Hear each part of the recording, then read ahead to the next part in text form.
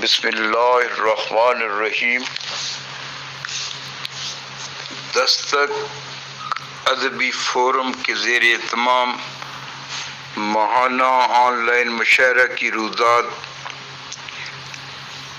شاعری خوبصورت چہروں سے لے کر تاریخ غاروں تک محیط ہے۔ اس میں ذرے سے لے کر آفتاب تک کی حقیقتیں بیان کی جاتی ہیں، مگر یہ بیان صرف مشاعر ہی کر سکتا ہے، اور یہ صفت اور یہ صلاحیت صرف اور صرف شاعری کو ودیت ہوئی ہے۔ بڑے سے بڑا ادیب بھی اس مفہوم کو ادا کرنے سے قاصر ہے۔ مجھے ایک اچھا شعر مہینوں ماہیے بھی آپ کی طرح تڑپا دیتا ہے، مگر میں ایک شعر بھی نہیں کہہ سکتا۔ ہاں، مجھے ولی دکنی سے لے کر اس زمانے کے ممتاز راشد لاہوری تک کے تیر و نشتر میرے حجلہ گفتار میں رہتے ہیں۔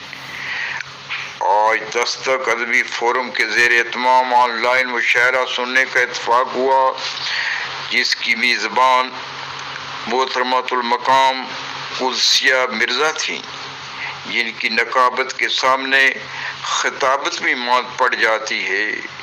محترمہ بولتی نہیں تھی، موتی رو رہی تھی۔ آپ یقین جانیے، محترمہ نے بڑی بے ساختگی سے مشاعرے کا آغاز کیا اور انتہائی چابک دستی سے اس کا اختتام کر کے تجسس اور حیرت کے دریا میں وہ ڈال دیا۔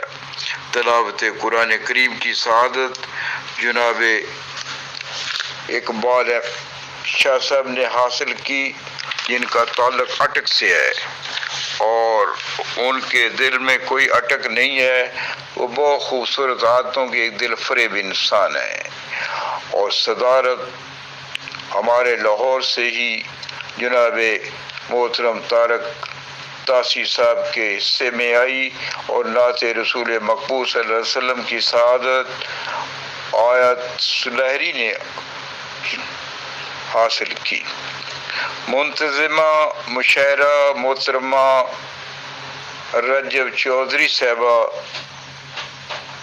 اور شعراء میں جوان سال محبوب صابر، نعمان جاذب، سید نوید جعفری، محترمہ فرحانہ عنبر، فیصل ملک، جناب محمد عاطف پروانہ، محترمہ منزہ ساحر، جناب طیار خان، زید علی اداس، شمشاد سرائی لیا سے عتیق انور راجہ کو میں نے سنا، اور یقین جانیے جی چاہتا تھا کہ یہ مشاعرہ وہ صبح تک جاری رہے، اور جاری ہی نہ رہے بلکہ ایک اور رات اس کے ساتھ منسلک کی جائے، کیونکہ اس کی وجہ یہ ہے کہ محترمہ قدسیہ مرزا خوبصورت بول رہی تھی، اور اتنا خوبصورت تعارف تھا، ہر ایک کا احترام اور حفظ مراتب کا خیال۔ ویسے بھی شیخ سعدی نے کہا ہے کہ حفظ مراتب نہ کنی زندگی، حفظ مراتب اس کا خیال ہمیشہ محترمۃ المقام نے رکھا ہے، اور اس کی پوری کارروائی وہ اخبار میں آئے گی۔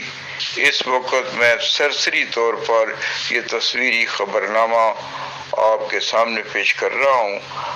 منشا قاضی فرحان یوسف فوٹوگرافر کے ساتھ، حسب منشا، یوٹیوب لاہور۔